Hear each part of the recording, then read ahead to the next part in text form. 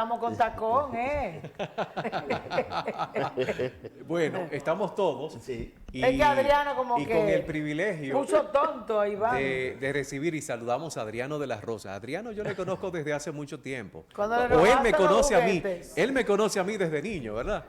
Tenemos muchas historias y qué privilegio volver a ver a Adriano de las Rosas. Hay que destacar que nuestro invitado es una persona muy querida por este programa. Estamos hablando de Giovanni Tejada. Giovanni Tejada es abogado, se ha dedicado y se ha especializado en el ámbito de lo penal, en la rama del derecho, pues en el ámbito de lo penal, y es un honor poder recibirle en esta oportunidad en el segmento de la entrevista de Las Noches con Bélgica. Así es que bienvenido, Giovanni Tejada. Bueno, muchas gracias a todos ustedes, a los amigos que nos escuchan y nos ven en sus casas. Muy contento de estar aquí. Y Giovanni viene más temprano para poder echar a un habladito social. Conversado, con conversado. nosotros. Gracias por aceptar la invitación. Siempre. Giovanni. Ustedes la única manera que me pueden perder es por falta de uso. Excelente. Oye.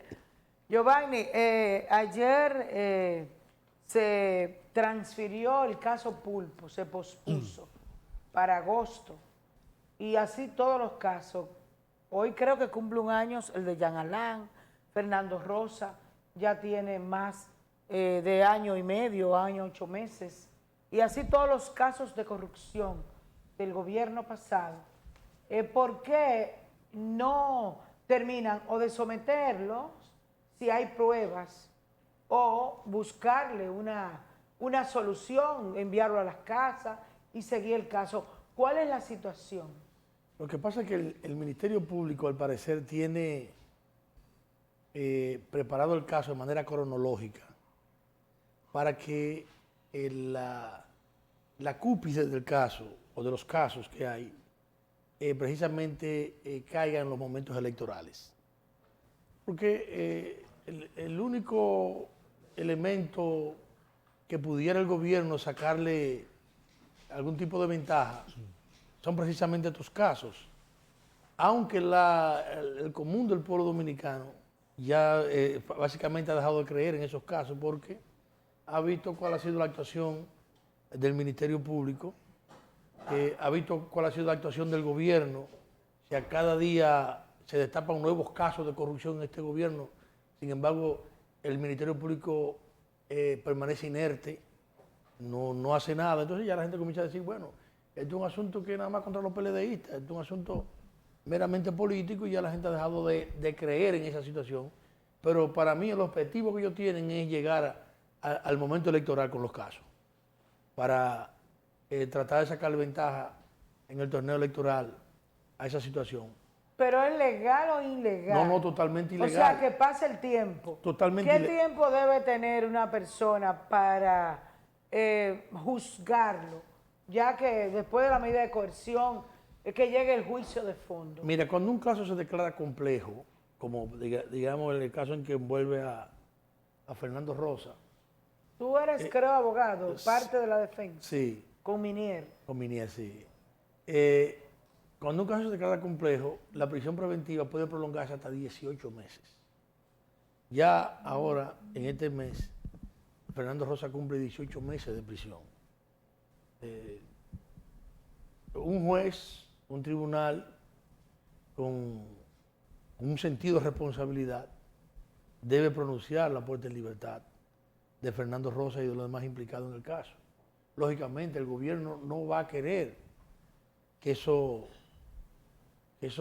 ciudadanos que están presos ahí salgan de la cárcel porque sería una derrota ante la sociedad para ellos, pero y van a hacer todo lo posible porque aún la prisión sea ilegal, mantenerla, y van a hacer todo lo posible por eso. Nosotros le decíamos a Fernando Rosa que él tenía que tener conciencia de que él era un preso político y que él no iba a salir de la cárcel hasta tanto las circunstancias políticas no variaran. O sea, porque por más tecnicismo legal y por más argumentos de tipo legales que usemos, los jueces sencillamente van a ver para otro lado hace una semana, creo que una entrevista que tuve la oportunidad de ver del el ex magistrado y expresidente de la Suprema Corte de Justicia, decía que los jueces estaban fallando por temor. Yo vi eso también. Jorge Subero Isa. De Jorge Sí, Subero de Isa. Jorge Subero Isa, se decía que los jueces estaban fallando por temor. Y es verdad, el Ministerio Público aterroriza a los jueces. Y los jueces, hay jueces que tienen el criterio que por dictar prisión preventiva no se meten en problemas. Así es. Que, También hay una presión mediática, Giovanni. no, claro, y la presión mediática. Entonces, eso combinado con el populismo que se crea a través de los casos, es una situación difícil para impartir justicia en un ambiente así. Giovanni, pero ya vamos a arribar a los 18 meses. Ese es el máximo en el cual una persona puede estar dentro de una prisión preventiva cumpliendo una medida de coerción. Claro. ¿Qué va a pasar después de los 18 meses? Bueno, te decía que un juez debe ponerlo en libertad. Sobre todo, fíjense, cuando ese caso empezó, ¿Se puede extender la medida de coerción consistente en prisión preventiva? no. Puede imponerse una medida que no sea tan gravosa como la prisión preventiva. Por ejemplo, le puede poner a un ciudadano impedimento de salida, se le puede poner cualquier otra medida menos gravosa. Eso, pero la prisión preventiva debe de cesar. Pero yo lo que veo es que cuando eso ocurre, buscan otros delitos. Lo que pasa es lo siguiente, que los jueces muchas veces, es verdad, tengo que pronunciar la puesta en libertad de este ciudadano, pero para que el ciudadano no salga, entonces le ponen una medida de imposible cumplimiento. ¿Cómo así? Claro, por ejemplo, si a una persona que pobre Una garantía o que no económica. tenga una solvencia económica, le ponen una fianza en efectivo de 50 millones de pesos, ¿cómo sale? Imagínate. Lo que le pasó Oye, y al lo Kanki, hacen. Lo que le pasó a Kanki. Sí, lo hacen. En ese caso ellos tienen dinero. ¿Qué pueden hacer entonces? No te creas. ¿Qué medidas pueden? O sea, no te creas. Por ejemplo, Lo han gastado todo. no, por ejemplo, el caso de la persona que nosotros defendemos, Fernando Rosa. Fernando Rosa no es una persona acaudalada. No, yo lo sé que no. No yo tiene lo dinero. conozco. O sea, Fernando Rosa, los bienes que ha conseguido son de fácil explicación, porque no son cosas suntuosas. Tiene su casa de hace muchísimo tiempo. Yo lo conocí cuando tiene, muchacho. Fernando Era Rosa empresario, era un modesto, como era papá. un comerciante modesto. Como con papá. Sí, sin ningún tipo de cosa, pero no tiene fortuna. Es decir, cuando viene a ver le ponen una fianza que no pueda cumplir y es para que se quede preso. Giovanni, se comenta en los pasillos políticos que hasta que no se apruebe la ley que está acusando en este momento tanto en la Cámara de Diputados como en el Senado, que es la situación de dominio, la extinción de dominio. Extinción de dominio. No es la verdad que ellos supuestamente va a ceder el Ministerio Público. ¿Tú crees que eso está relacionado? Mire que esa ley de extinción de dominio, primero, el proyecto, nosotros le hemos tenido oportunidad de estudiarlo. Primero, ahí hay muchísimas muchísimas disposiciones que son abiertamente inconstitucionales. O sea, ninguna ley puede aplicarse de manera retroactiva, a menos que no se traten de leyes de procedimiento. Y en el caso de la ley de extinción de dominio, hay quienes pretendían que alguna de esas disposiciones alcanzara ya situaciones jurídicas creadas con anterioridad. Entonces, eso evidentemente, cuando llegue al Tribunal Constitucional la van a declarar inconstitucional. Pero por otro lado, está la de la tipificación, porque el tranque está ahí ahora, la de la tipificación. Bueno, ya dice que esto es para delitos de corrupción, delitos de cosas, pero cuando los PLDistas y la gente de la Fuerza del Pueblo propusieron que también se erigiera como un tipo penal dentro de la ley la evasión fiscal, entonces ahí no. El ocultamiento de capitales, ahí no. O sea, porque todo el mundo sabe quiénes tienen dinero en offshore y ese tipo de cosas. Entonces, para cuidar a esas figuras, el presidente de la comisión que está estudiando el proyecto de ley desbarató el quórum y le acusan al PLD No, este de muchacho. boicotear. Ah, no, no. Catrein, Sí. Pedro Catrein. Entonces, desbarataron el quórum, pero todo el mundo sabía a qué se refería el PLD y a qué se refería la Fuerza del Pueblo cuando querían que se erigiera eso como un tipo penal.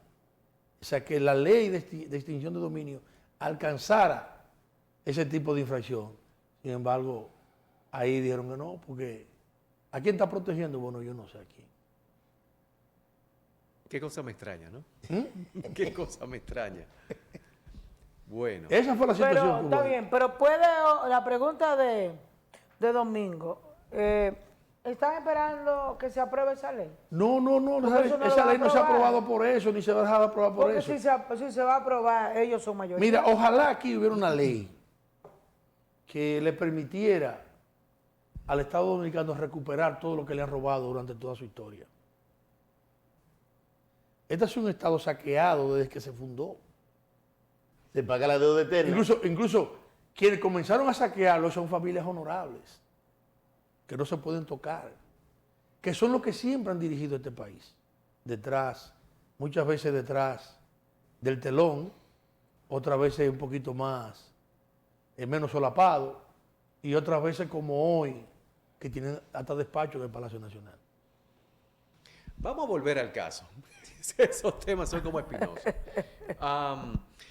A su juicio, ¿por qué no se dicta un auto de apertura a juicio?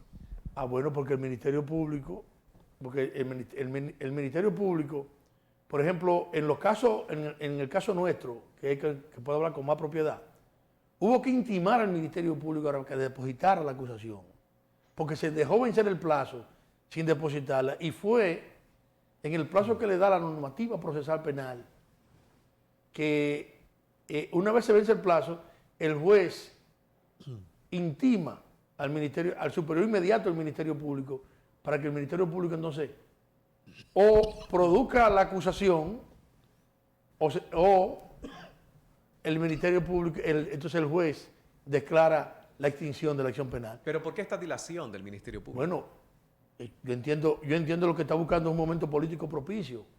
Y porque además no tienen ¿Y elementos ningún de prueba? elemento de prueba. Ya. Porque cuando ellos solicitaron la medida de coerción, hace ya un año y 18 meses, hace un año y 6 meses, ellos dijeron que ese caso estaba blindado. Y lamentablemente juegan con las emociones de la gente y la ignorancia de la gente. Esa acusación preliminar que hubo ahí para solicitar la medida de coerción, ustedes pueden estudiarla. Y hay un rosario de infracciones de lo que ellos acusaban a estos señores que están derogadas hace tiempo en el Código Penal. Pero para abultarla, la metieron ahí para que la gente dijera, pero esta gente viola el Código Penal entero. Las dos acusaciones más serias en términos de, ¿De prueba? de más peso que ellos tenían, era la acusación de falsedad y la acusación de estafa. Pero en la acusación preliminar que hicieron, porque por ejemplo, si tú vas a acusar a alguien de falsedad, una falsedad se hace en un documento, ¿verdad? En un documento ya hecho, o tú plasmas en un documento aseveraciones falsas.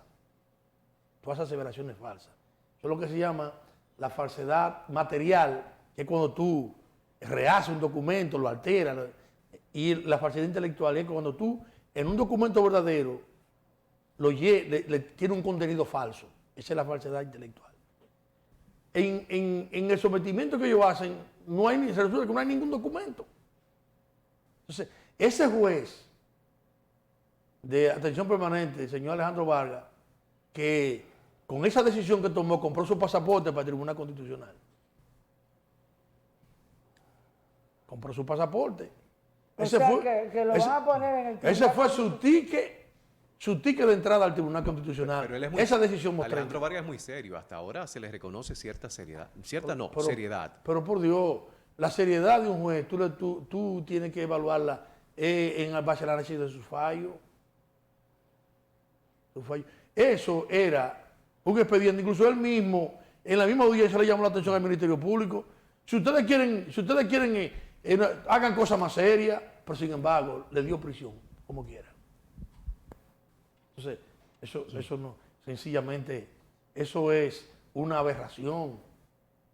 Eso es una aberración. Entonces, el Ministerio Público ha estado jugando con esta situación de estos expedientes.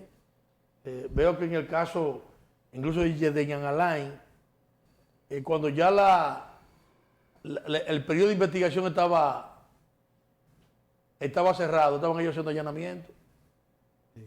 ¿Es una venganza de la procuradora, lo de Jean Alain? Mire, yo creo, y es una aprehensión que yo tengo, que Jean Alain, cuando era procurador, cometió algunos excesos. Mucho. Cometió algunos Y excesos. mucho frente se abrió también. Uno de esos excesos, para mi entender, y que fue un exceso, lo tiene preso a él hoy. Cuando él se atrevió a citar a José Rafael Abinader para que respondiera sobre una casa que le vendió Ángel Rondón. Sí, él se pasó. Eso para mí es que lo tiene preso hoy. Porque él no debió ya a un señor, primero, José Rafael Abinader, era un hombre serio. No, y con un hombre Serio, muy, un muy hombre ya, respetado. entonces ya enfermo. Una casa que le había comprado hace muchísimo tiempo. Entonces, y ya le dijeron, no cite ese señor, no lo cite. No lo citó. Se excedió mucho. Entonces, ¿qué quería que le tirara ahora el hijo que está en la presidencia? Claro, Que no le va a y tirar le flores. hizo mucho daño también al gobierno Oye, no le va a de tirar Danilo flores. Medina. Entonces, es eso. Pero los procesos en sí, por ejemplo, ellos comenzaron a acusarlo de la sobrevaluación de la victoria. Para sorpresa para ellos, quien construyó la victoria es el Un funcionario. ministro administrativo de la presidencia. Entonces ahí se frenaron. Espérate, no podemos seguir con esto. Y entonces Vamos ahora a tener que trancarle un Después de funcionario. la pausa, entonces, y mañana sí, tiene preguntas. la Cámara de Cuentas en este Pero momento. después de la pausa, Sí, pero para que se la para que la vamos a dejen- hablar de la Cámara de Cuentas. La Cámara de Cuentas entonces Después de la mismo. pausa, para que la gente se quede ahí. La emoción. Volvemos.